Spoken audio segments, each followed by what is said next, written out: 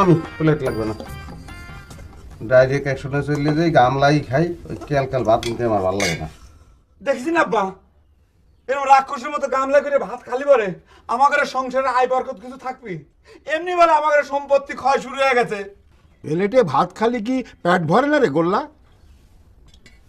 না আমু বিরক্ত লাগে, ওই পকিলে হানি একটু একটু করে ভাত লবো আর খামু, এই হয়।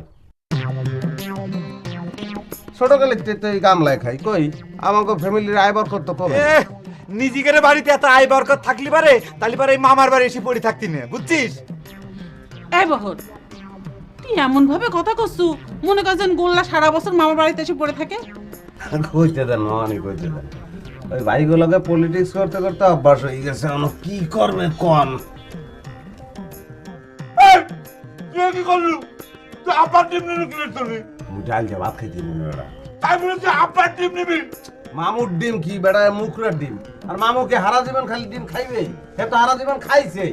ডিম খামু আন বেটা মোরা, মোরা হচ্ছে জুয়ান, মুগা হন ডিম খাওয়ার বয়স, কি কর মামু? দেখ বললা, বেশি বাড়াবাড়ি করবি না কিন্তু কয়ে দিলাম। আব্বার টিম ফেরত দে। তুই তো মজা দাও, হ্যাঁ?